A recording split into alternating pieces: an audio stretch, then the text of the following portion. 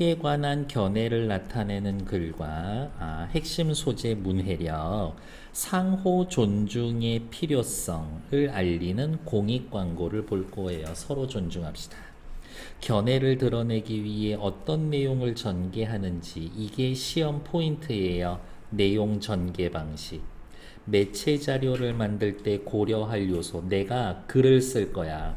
교지에 쓸 건지 인터넷에 쓸 건지 아니면은 라디오 방송을 할 건지 공익 광고 포스터 한 장을 만들 건지 영상을 찍을 건지 제재를 소개합니다. 최근 사회적 쟁점으로 떠오른 그래요. 청소년의 문해력에 대한 필자 고유의 견해를 담은 글이다.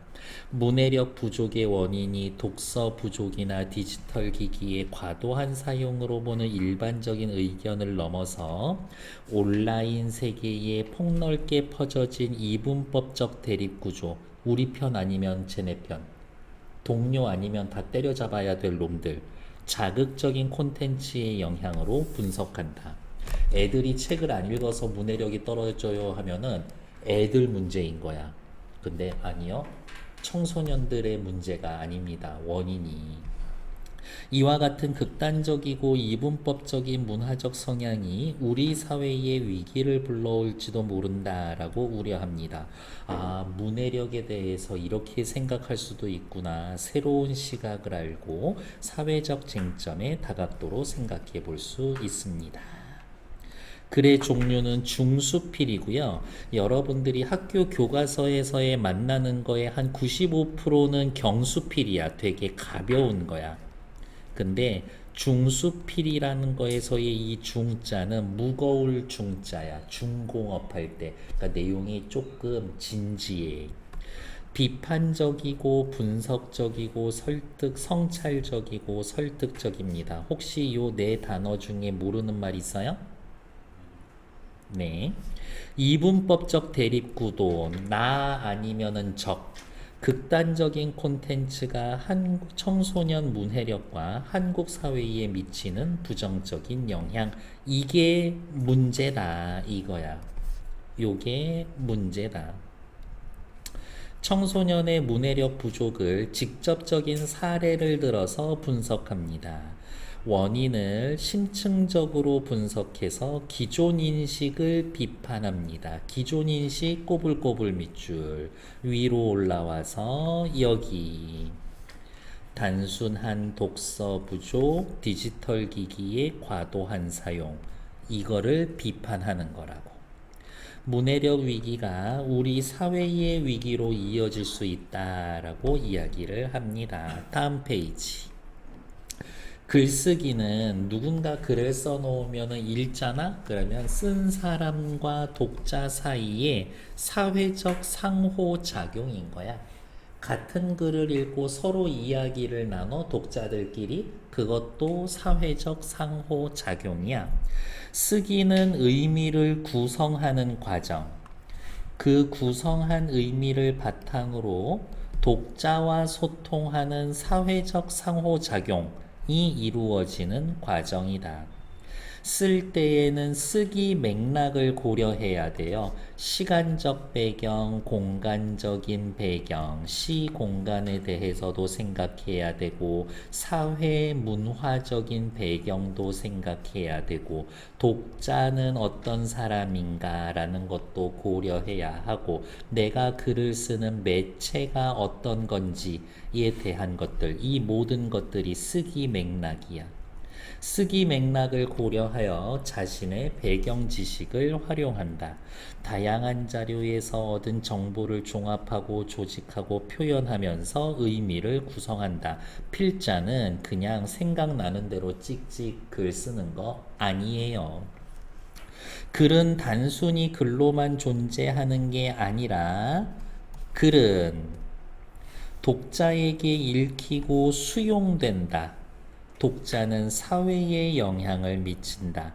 각각의 맥락에 따라 다양한 방법으로 글을 읽고 수용하고 똑같은 글 읽고 생각이 달라.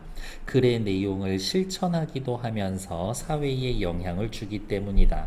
그러므로 빨간색 글을 쓴다는 것은 그 글을 통해 맺어질 독자를 향해 대화를 시도하는 사회적 행위인 동시에 독자와 사회에 영향을 주는 행위다. 그러니까 책임감 가지고 글을 써야 돼. 글을 읽는 독자는 댓글이나 비평 같은 여러 방식을 통해 글의 반응을 보이고 필자와 소통하고 필자는 이를 참고하여 쓰기 활동에 반영하니까 결국 글을 쓰는 활동과 읽는 활동은 연계되어서 사회적 상호작용을 하는 겁니다. 제가 아까 스쳐 지나가듯이 얘기했죠. 글 쓸 때 어떻게 써야 된다고? 책임감 갖고 글을 써야 한다고. 쓰기 윤리를 준수하며 책임감 있는 글쓰기 태도를 가져야 합니다. 쓰기 윤리는 뭐예요? 도덕적인 좋은 얘기만 하는 겁니까? 아니요. 인용을 할 때 출처를 밝히고 인용을 할 때 연구 결과 과장, 축소, 변형, 왜곡하지 않고 예절에 맞게 글을 쓰는 겁니다. 표절하지 말고 조작하지 말라 이야기인 거지. 다음 페이지 넘어갈게요. 견해를 표현한 글과 매체 자료 이해하기. 이 기사 좀 봐. 심심한 사과는 지루한 사과, 읽고도 모르는 아이들의 문해력. 이대로 괜찮은가? 왜 청소년들이 문해력이 부족하다고 말하는지 모르겠어. 그러게 우리 문해력 부족하다고 엄청 비판해. 문해력 논란을 다른 관점에서 쓴 글을 봤어. 한번 읽어볼래? 읽어볼게. 그 글이 바로 밑에 있는 글입니다. 지금 이 글이 만화에 나와 있는 사회적 쟁점은 뭐예요? 청소년의 문해력 부족에 대한 이야기입니다. 시작합시다. 문해력, 글을 읽고 해석하는 능력의 위기에 또 다른 배경, 요게 글쓴이가 내세우는 새로운 관점이지. 글쓴이 정지우 씨의 새로운 관점. EBS 당신의 문해력이 방영된 이후 사회 전반에서 문해력이 중요한 화두가 되었다. 문해력이 중요한 사회적 화두가 된 배경. 그리고 이 배경에는 EBS 방송에 나온 거니까 EBS 방송이라고 하는 매체의 영향력에 대해서 짐작할 수가 있지. 문해력에 대해 세계경제협력개발기구 OECD는 문장을 이해, 평가함으로써 사회활동에 참여하고 목표를 달성하며 지식과 잠재력을 발전시키는 능력이라고 정의한다. 공신력 있는 문해력의 정의. OECD 경제협력개발기구에서 내려놓은 정의를 인용하고 말 그대로 뭐뭐란 뭐뭐다 정의가 쓰여 있지. 쉽게 말해서 재진술. 문해력이란 네모 글을 제대로 읽고 이해하는 능력을 말한다. 내가 풀이해 줄게. 문해력이란 글을 제대로 읽고 이해하는 능력이야. 그렇다면 한국 청소년들의 문해력은 어느 정도 수준일까? 물어보고 대답하고 문답. 이렇게 물어보면 글쓴이 의도는 뭐예요? 독자의 호기심, 관심을 집중시킬 수가 있습니다. 물어보면 그래. 금요일 아니야. 금일은 오늘이야, 오늘. 사흘은 3일이지, 3일. 그런데 금일을 금요일, 사흘을 4일 어휘로 잘못 사용하는 사례가 공개되면서 문해력 부족 사회, 어휘를 오용, 잘못 사용하는 그런 것이 공개가 되면서 옆에다가 화살표 해놓고 어휘력에 문제가 있습니다에 대한 구체적 사례. 문해력 교육의 필요성이 대두되었다. 그러나 세계적으로 한국 청소년들은 읽기 능력이 우수한 것으로 알려져 있으므로 이들 문해력이 부족에 대해선 과도한 우려라는 목소리도 있다. 청소년 문해력 부족에 대한 논란, 문해력이 부족하다에 대해 찬성하는 사람들도 있고 문해력 부족하지 않은데 반대하는 사람들도 있다. 실제로 2018년 경제협력개발기구가 실시한 평가 결과를 보면 인용 여기에서 실시한 평가 결과를 보면 이 글을 쓴 사람 꽤 믿음직한 얘기를 했는 걸 신뢰성을 높여줄 수 있다.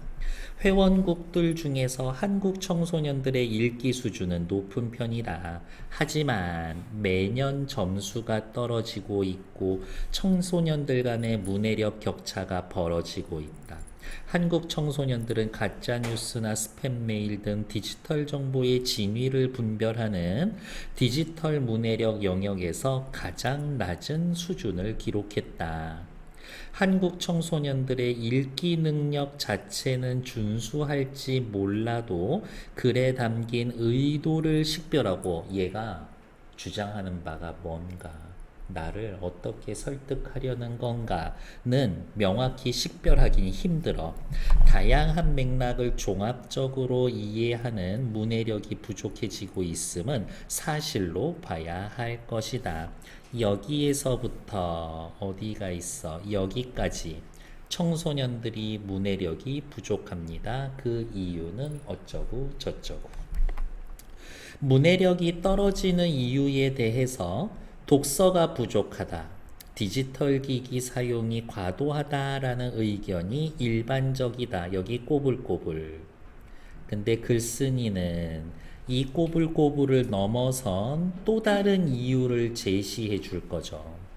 온라인 세계에 넓게 퍼진 글쓴이의 생각이니까 체크 따로 합시다.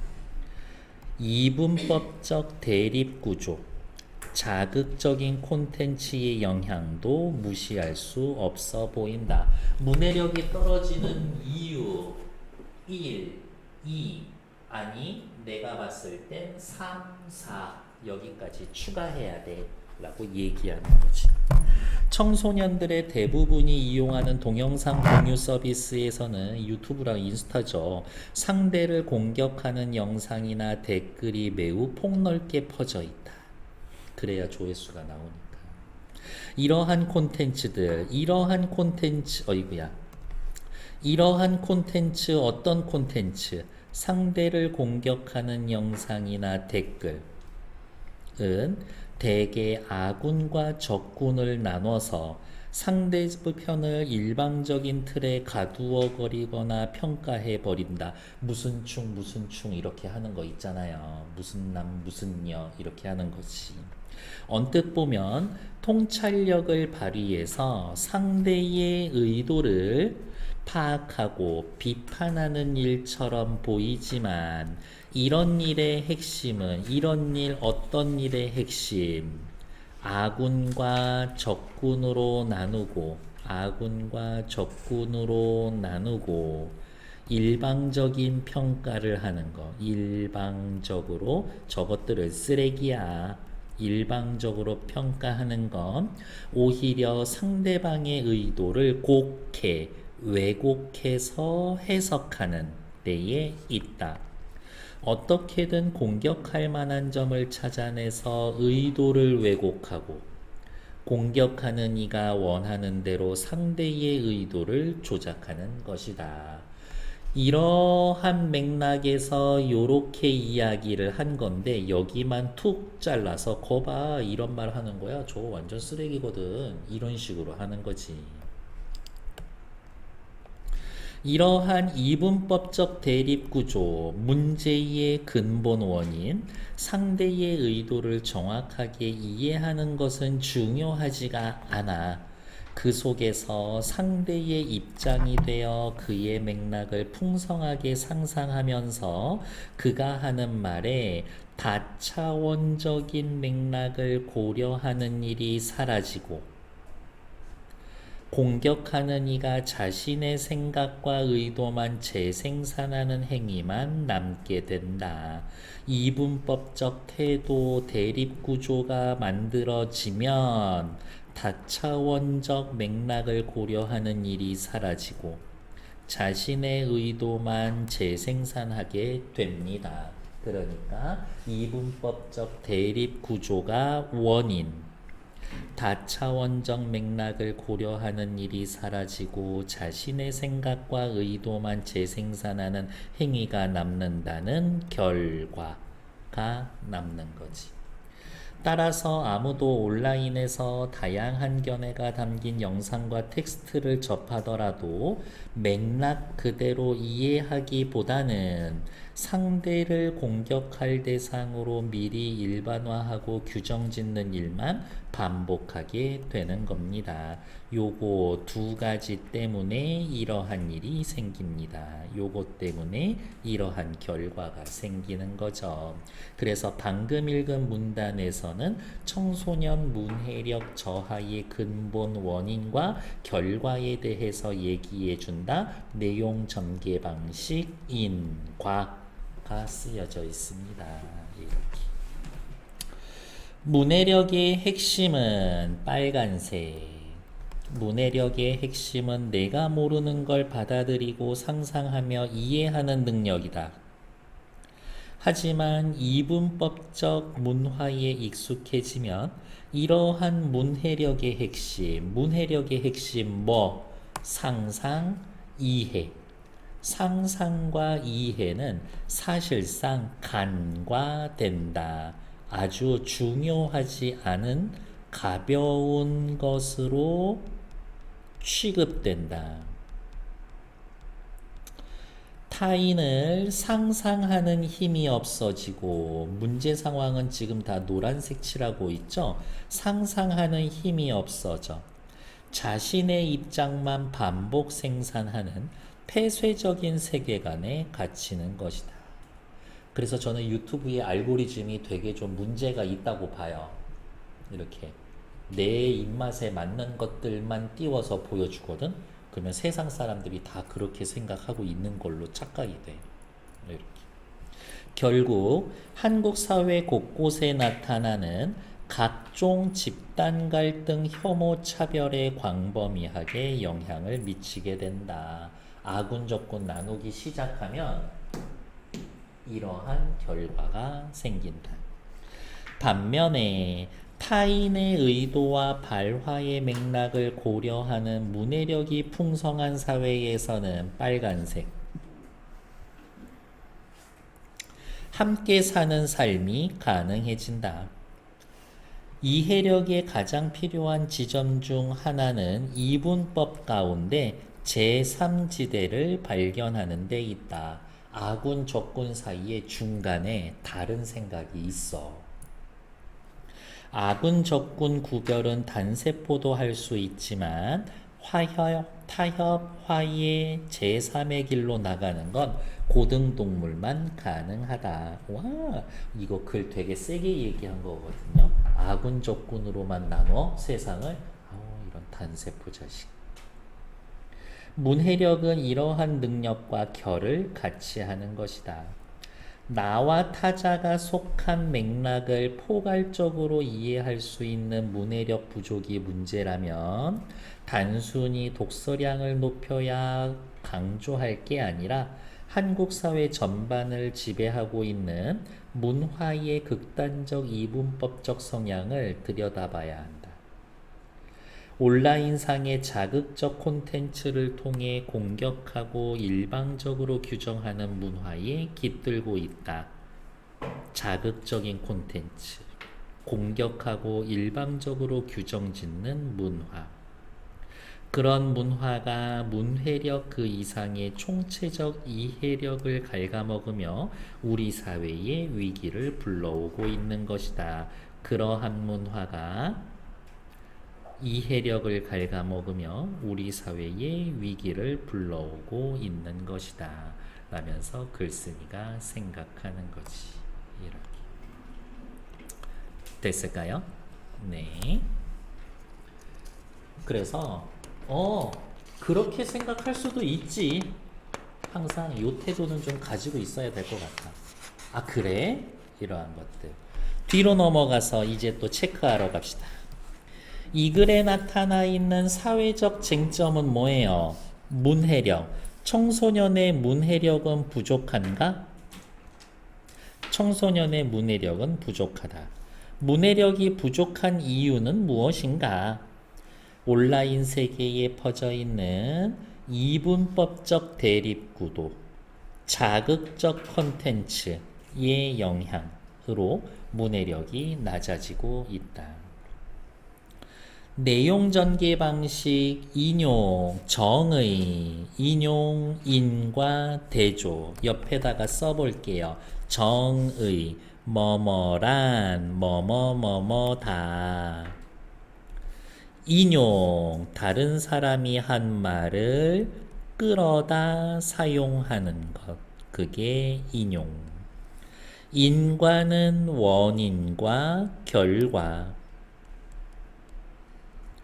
대조는 두 대상 간의 차이점에 대해서 쓰는 것. 차이점에 대해서 쓰는 것. 그게 대조지. 그러니까 시험 문제는 어떤 거겠어요?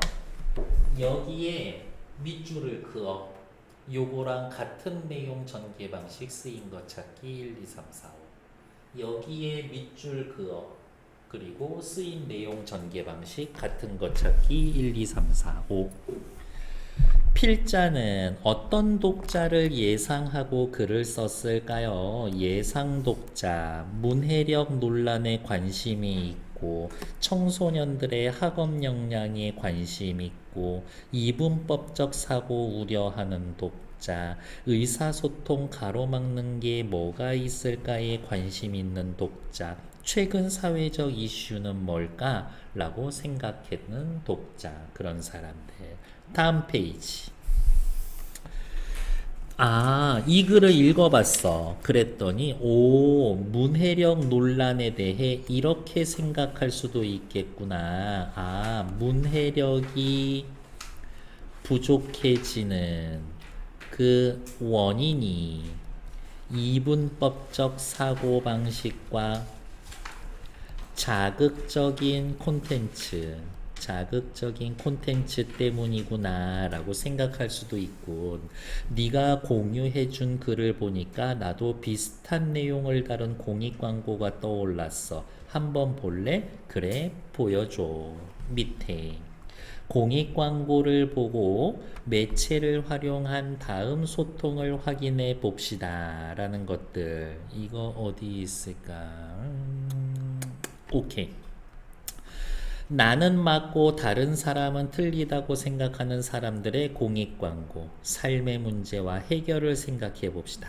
나는 맞고 남들은 틀리다라는 사람, 이분법적 사고방식. 세상 사람을 아군과 적군으로 나누는 사람들, 어떻게 생각하나요? 그렇다면 당신은 나와 생각이 다른 누군가를 틀렸다고 한 적이 없나요? 그렇다면 당신은 나와 생각이 다른 누군가를 틀렸다고 생각한 적 없나요? 다양한 생각이 존중받는 사회, 이것들. 한국방송공과 나는 맞고 남들은 틀리다 이야기 해봅시다. 나는 맞고 남들은 틀리다 하는 사람들이 있어. 그런 사람들을 어떻게 대해야 하며 나는 어떤 삶의 자세를 가져야 할까? 거꾸로 내가 틀리고 남들이 맞을 수도 있어. 둘 다 맞을 수도 있어. 다양한 생각이 존중받는 사회가 되도록 타인을 배려하는 태도를 내재화해야 합니다. 공익광고와 문해력 위기의 또 다른 배경의 공통점과 차이점. 공통점, 둘 다 다양한 입장과 맥락을 이해하자. 다양한 생각과 견해가 존중받는 사회를 만들자.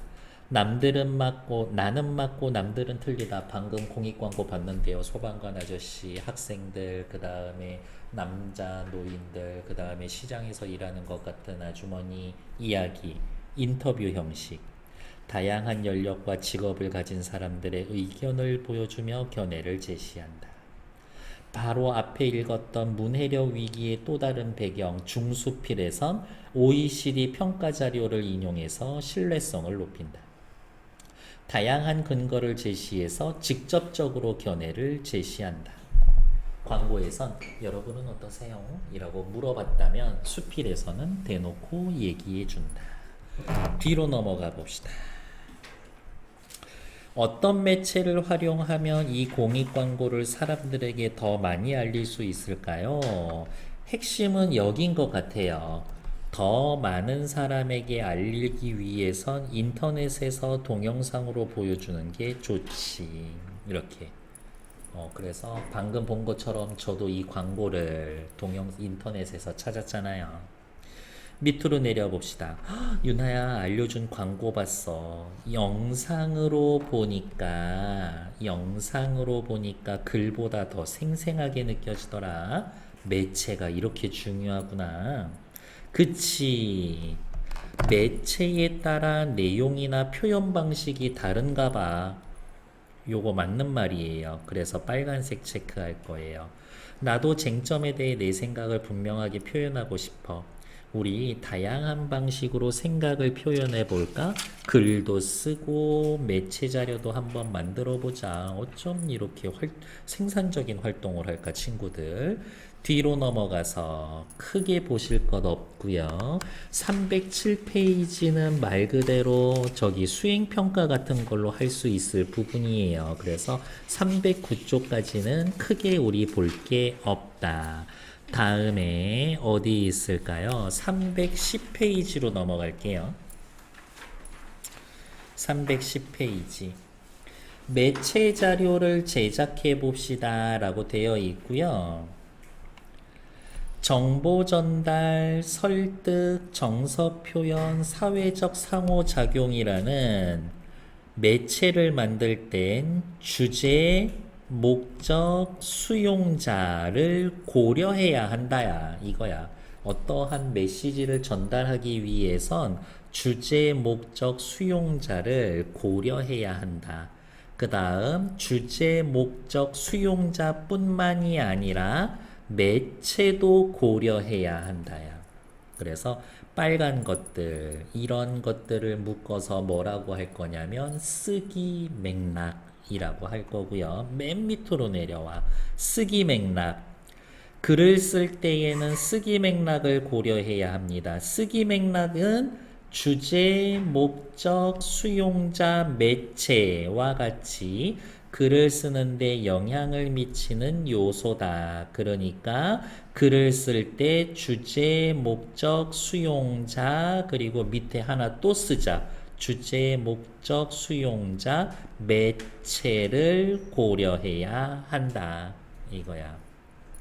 어렵게 생각하지 맙시다. 쓰기 맥락에 주제, 목적, 독자, 매체가 있습니다. 그거를 하고 싶어서예요. 그래서 지금 빨간색 체크해 놓은 건 외우자 이거죠. 312페이지 빈칸 3개 있는데 그거 지금 채우세요.